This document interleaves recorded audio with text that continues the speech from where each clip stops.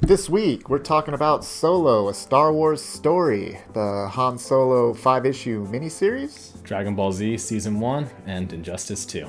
all here on Geekly Review. Here we go.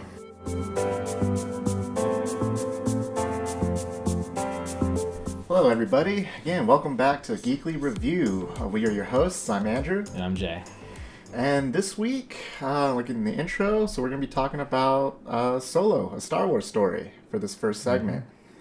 I've been wanting to talk about this one for a while.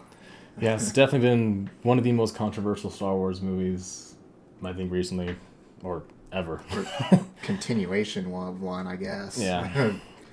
Probably started That is off true. From, Last Jedi, but Last Jedi was for sure. This But one's definitely a follow-up, a lot of stuff with it. But yeah, we're going to get talking about it. So, again, this week, reminders are this podcast is full spoilers. We're going to be talking about in-depth everything.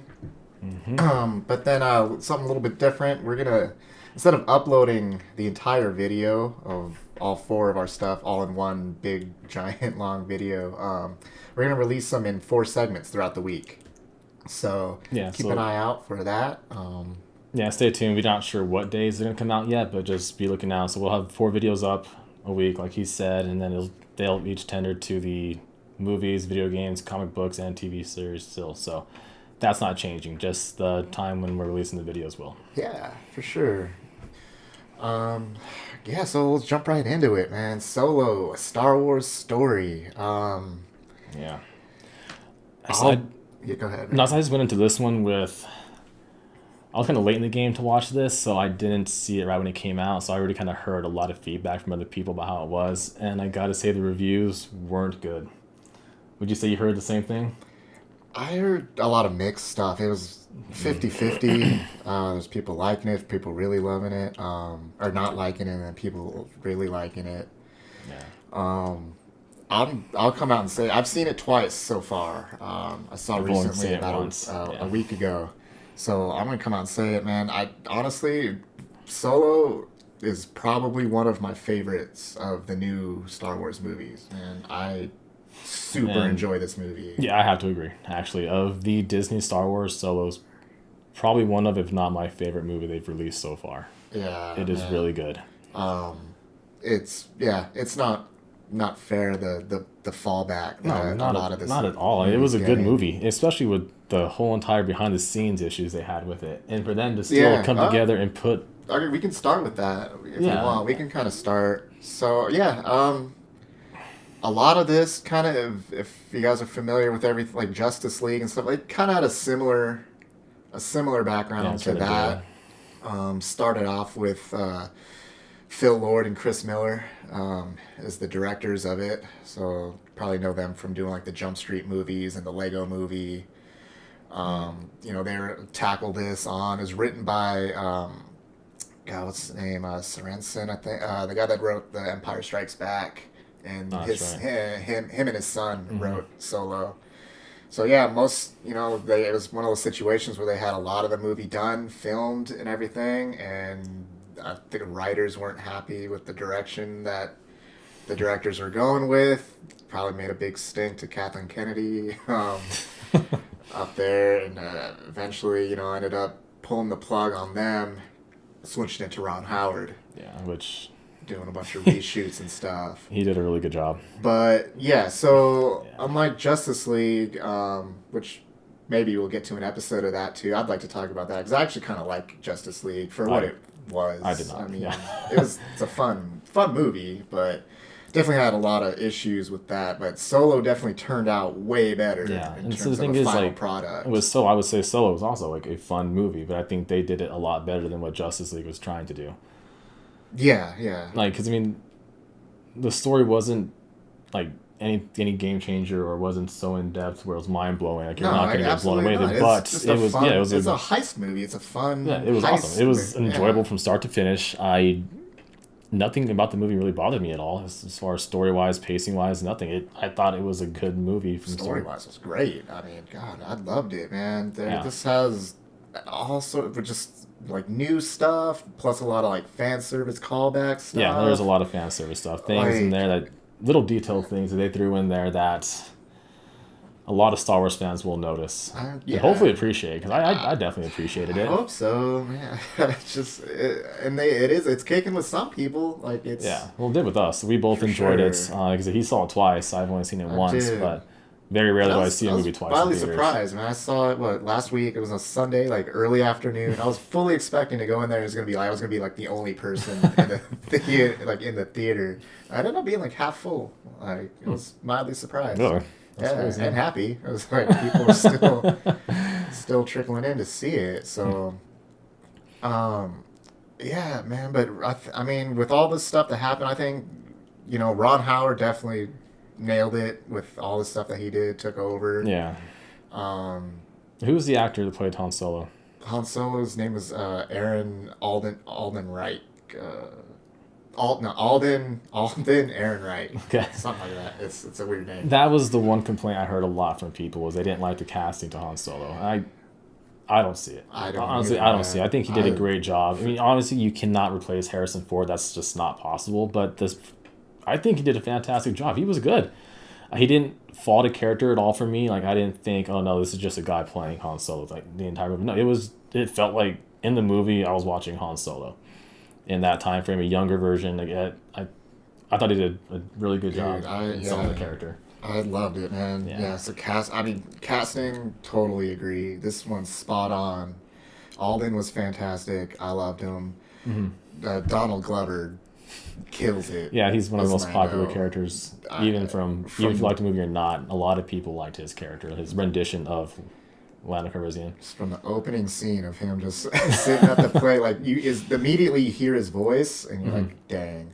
Yeah, it was awesome. This freaking Lando. His character was really cool. Yeah, everything they did with him was cool. And now let's just go into what the movie was about. Yeah, for sure. So it starts off, again, young Han Solo on Corellia. So finally you get to see Corellia on the big screen. Mm-hmm. Heard talk about his hometown or whatever like that.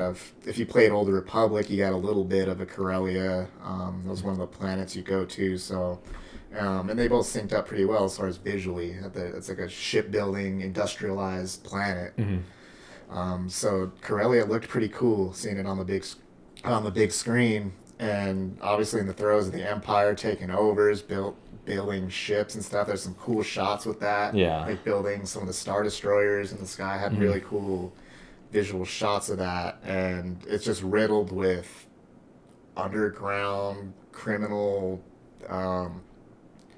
organizations. Main thing is the main resource is coaxiums for hyperspace fuel, basically. It's like everybody's wanting it. Criminal empire, everybody's wanting it. So... And it's just like people are trying to survive, basically, on Corellia. And Han Solo is just one of these guys that is in there trying to make his way. He reminded me sort of like an Aladdin-type character. Kind of a street rat diamond in the rough type thing. Yeah. I agree with that. Yeah, I'm trying to think about it now. Sure. It's kind of like, I kind of like just thought about it. But it's true. And then... I think right away you connect with the character.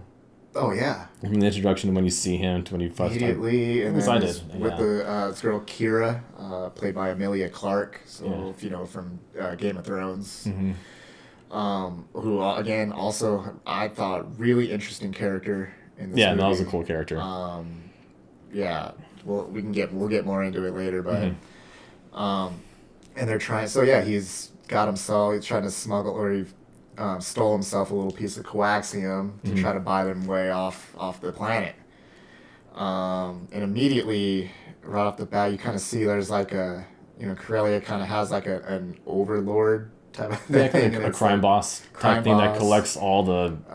Lady Proxima, who, again, man, just... So the visually... This movie brought back a lot of just that cool old Star Wars... feel of like the creatures. Like the creatures. It had really interesting and creative like characters in it, and different alien species, and how they did it was awesome. It looked great. And again, so he gets captured, brings it to Lady Proxima, and it's just it had all the little quirks of everything. The humor in this movie landed everything about. I don't remember a single thing falling flat in this movie. No, I don't like think so. comedic-wise. Nothing was cringeworthy at all. Like nothing's like, ooh, probably shouldn't have said that. I don't remember seeing being there like at all like I that. don't Yeah. either. It was great. I mean, and it has that thing of him just the whole movie, just him talking his way out of things or into things.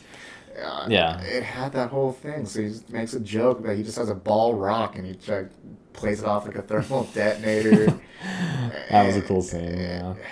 It's just, yeah, man. So yeah, they're trying to run away from. Well, they were trying to get, and then her goons or people are chasing. Her minions are chasing them throughout the city, and he hijacks a speeder, and then gets it stuck so that they go on foot. And this is one of my favorite parts in the movie. Kind of the first time you see his like piloting kind of expertise, his talent. Yeah. But this is a weird favorite part, but one of my favorite parts in the movie is whenever they're actually going to the checkpoint. And it has stormtroopers there leading people through the checkpoint. And I've always liked this, and this is what I really liked about Rogue One as well, is they kind of showed a different aspect of how the Empire is affecting normal people in the galaxy. Everything. Yeah. So you get to see how normal people interact with stormtroopers. And you saw that a little bit in the older Star Wars, but not so much because it was just mainly Luke and Obi-Wan interacting with them. Bad guys, they're just taking out. But this one, you get to see normal people who, without Force abilities, being harassed and put down by the Empire and the stormtroopers. I thought that was really cool how they showed it in this one. You kind of get a real feel of how big of a threat a stormtrooper actually is, and they're not just goons, as you said, who can't hit anybody with a blaster. You got to see another level, a different viewpoint of them, and I really like that. That's what I liked about Rogue One as well. Having that like imposing, like enforced type of a perspective on the normal people in the galaxy. So I really did like that. That was cool. Yeah, it's awesome. You kind of they threw the Empire March a little bit in the background. It was like that was cool. A recruitment video. Yeah, playing, it was like an Uncle Sam wants you type of thing. Like join the Empire. But for the Empire, yeah. That was cool. All this stuff, man. And then it comes up to they're trying to get through. They bribe the person at the checkpoint to let them through with the coaxium. Yeah, and then comes my only part in this whole movie I really didn't like. Kira gets captured, so they get split up. So Han makes it through, Kira doesn't, and that's kind of the start of it. He wants to get back to her, promises to get back to her, and the whole mission from there on out is for him to try to save enough money to buy his own ship to go back to Corellia. And basically save her, rescue her. So his main thing is all he can do right now is to join the Empire try to become a pilot. Yeah. So he goes and tries to enlist in the Empire to become, like I said, a pilot. And then we get to how Han Solo gets his name. Solo. Yeah. So he's registering it, and they ask his name. He says Han, and then he's asked like who his clan is, his family, which I thought that was kind of interesting. How like their last names is more of like it's kind of like that old it's from like medieval time. Like who's your clan, your name, house, whatever. It's kind of had that feel a little bit. He's like, I don't have anybody. I'm alone. Nobody. So he's like, oh, okay. Well, so he makes up his name. He's Solo. It was a little thing. I was like, okay, Solo's not his just a given name. Like he's had to be given the name of Solo. Now I will say this: if there were other big problems with the movie, that scene would probably bother me a little more than it did. But because that was really the only thing that stuck out to me that was negative, it was easy for me to brush off. It's just like a byproduct. It was like okay, it was whatever. like all right, it is what it is. And I accept it and go on. And it was so early in the movie as well that you kind of forget about it. Maybe some people like those hardcore fandom guys that's out there on the internet, they probably all over it, but yeah. If it's not your thing, oh well. Like I said, it's so early in the movie, it doesn't even change the story at all. Like honestly, what would him getting his name in a different way change the entire outcome of the story of the movie? It wouldn't. No, it would just be a small little subtle detail that, again, would just be fan service. And that's all it was in there for, was just fan service. But yeah, it was fine for me. They move on. I was totally fine with it. Yeah, no, seriously, it was. And then it skips ahead to like 3 years later, and he's like in the middle of a war on a battle, some planet, and you get a little bit, and You get a little bit about him talking about how he got kicked out of the academy. It's like the flight academy, I guess, for having a mind of his own. Yeah. Which, I mean... Han Solo. It's Han Solo. So, he's in the middle of this war, and you get a little bit, and they're like, well, the Empire is very empire-y, we're going to stop the insurgents, and whatever. He's like, it's their planet. We're the ones invading. Exactly. We're the bad guys here, not them. Yeah. You know, from the Empire's perspective, they're trying to make it seem like they're the bad guys, but Solo saw through that, and then... Yeah. And so immediately he finds this one guy and that was another really cool shot when it first introduces Tobias Beckett.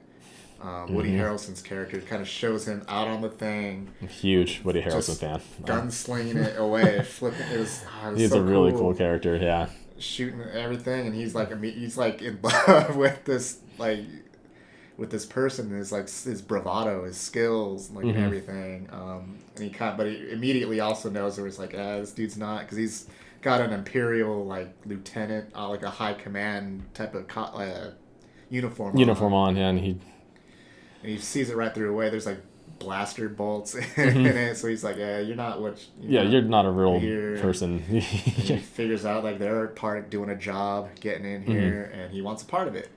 He wants to join their crew, and basically they are what Han Solo becomes. They do heists, and they're smugglers, and so Han Solo does his best to try to join their crew. Yeah, and they kind of at first brush him off, trick him into saying he's a deserter, which then brings him to the next big point of the movie. Another one of my favorite points in the movie. So he gets thrown into a pit where they basically they sacrifice their criminals to the beast.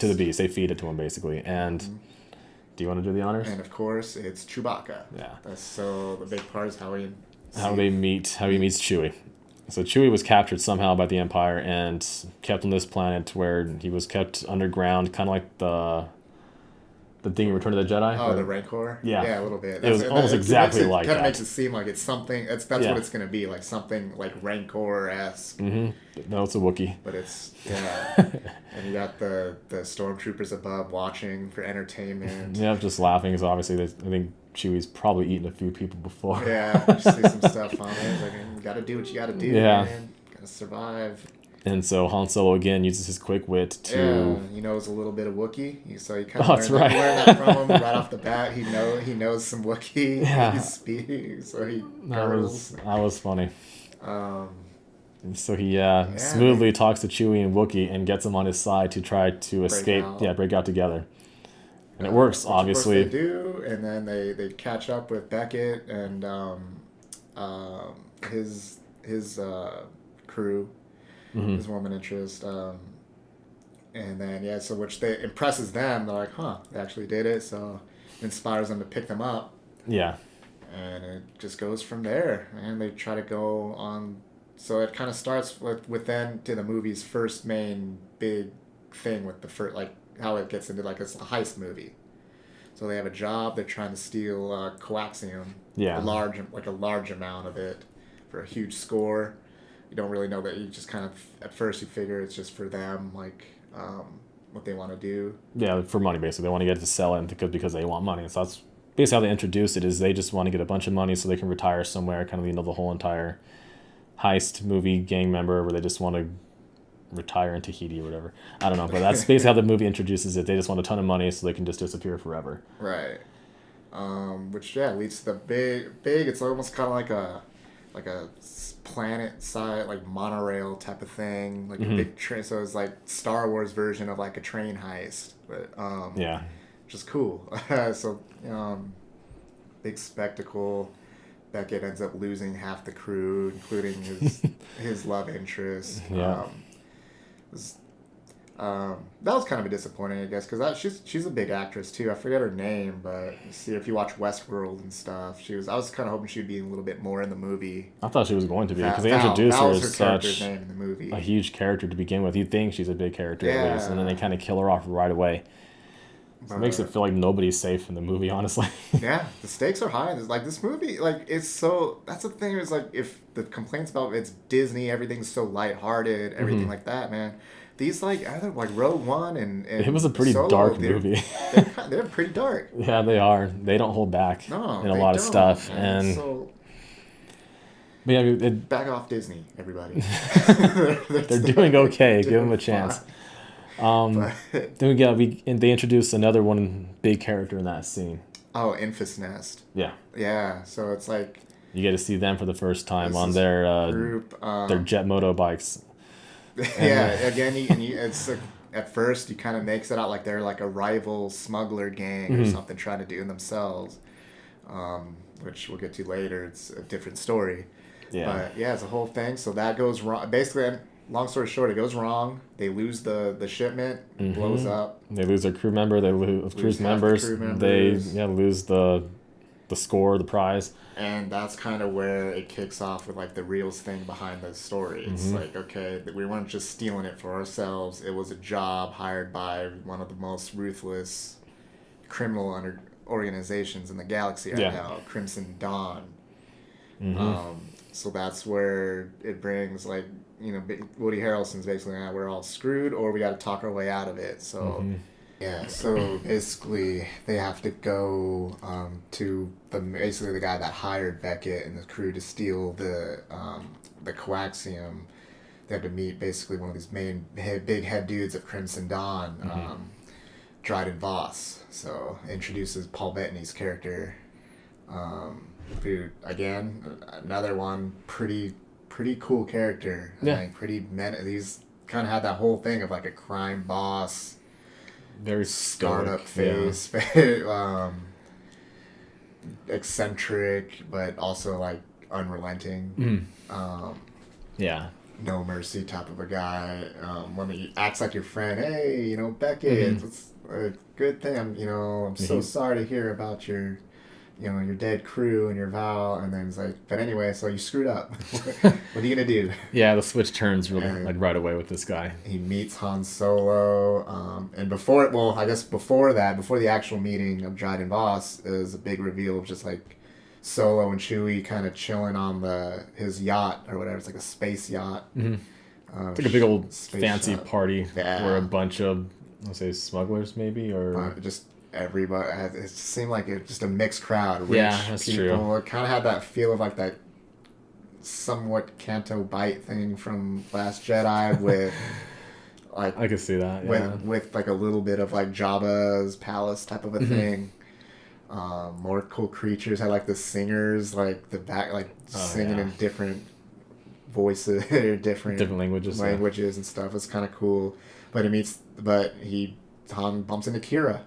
He's right there on the ship. Hey. Yeah, his old girlfriend from I forget that from Corellia. Yeah, that one. But she's like, man, we're gonna come back to get, I was been trying to save up and trying to get back to Corellia for you. He's like, well, you don't have to. I'm here. Yeah, which I mean, you can kind of tell her character changed a little bit. There was something different about her. She's almost part of the crew or part of the crowd, high society type thing. Like she's definitely worked her way into surviving too, which get a little bit as the movie goes on. But yeah, and then they meet Dryden Voss and they have to discuss, well, what are you gonna do? How are you gonna fix it? We need this thing. And it's like, man, basically it's either fix it elsewhere or die. That was their option. So they needed to come up with an idea of how they were going to fix the problem they created, or they're just going to be killed. Yeah. So they, apart from stealing anything from an Imperial vault, which is impossible, Han comes up with the thing, well, what about unrefined coaxium? And basically it brings up the introduction of the idea of they're going to do the Kessel Run. So the long talked about Kessel Run. You finally get to see it in this movie.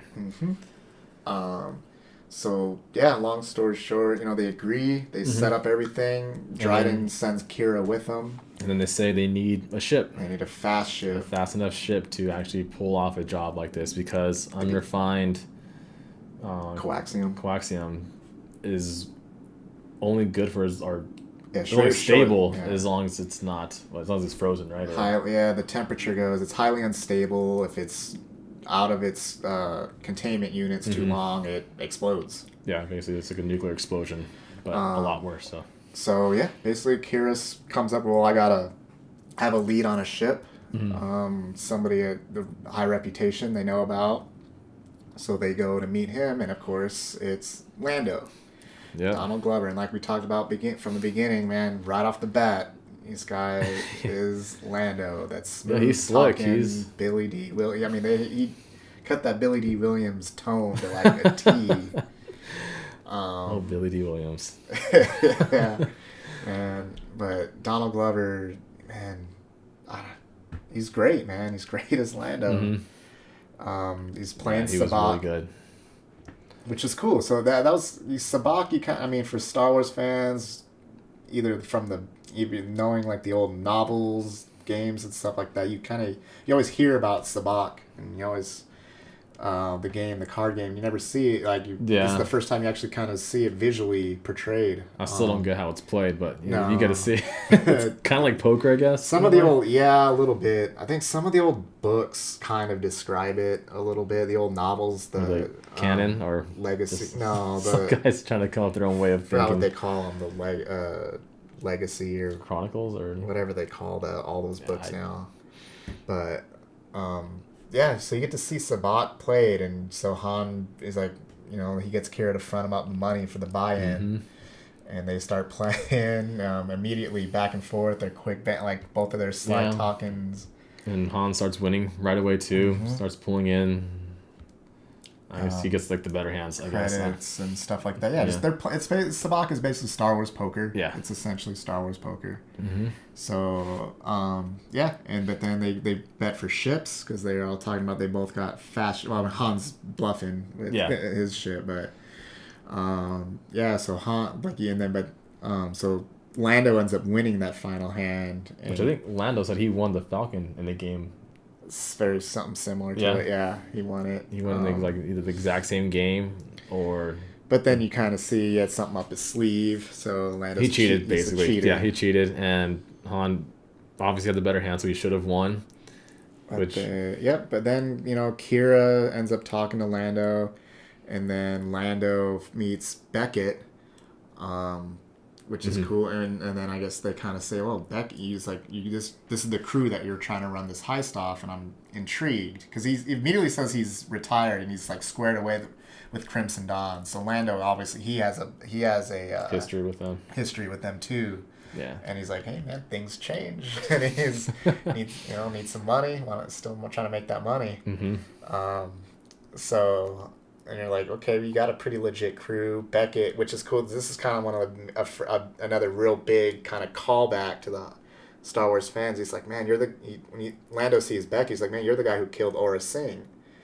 So for the people who know that, Aura Singh was the bounty hunter that ran with in Cad Bane's crew. She was the person with like the real pasty white face, ponytail, like antenna implant on the head. Back most in the Clone Wars series ran with Cad Bane. Remember Cad Bane? Yeah, it was part of his. They were both bounty hunters, but they kind of ran together. And also briefly featured in the Phantom Menace. She shows her quickly on one of the little balconies overlooking the pod race, which obviously was before the Clone Wars. It was serious? Yeah. That is crazy. It was just this random shot, which then they turned into that a is character. An Easter egg right there. Yeah, a character later in the Clone Wars and made her a thing. Yeah. But you kind of learn that's like, Beckett killed this this kind of famous bounty hunter in the galaxy. But that's kind of a major little callback to some of the previous stuff and outside of just the cinematic universe, that jumps into Clone Wars and stuff.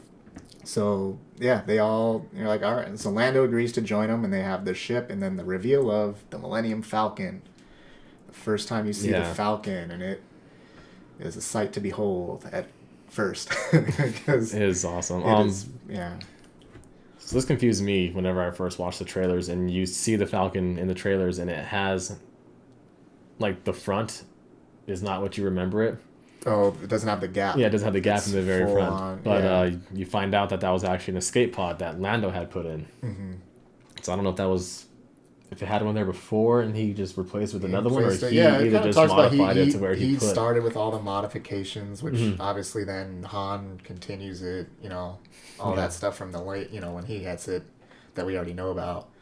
But yeah, you first see the Falcon, and it's new, it's all pretty and everything, and Han's immediately, because he recognizes the ship immediately. He's like, dude, my father built these on Corellia. This is the whole.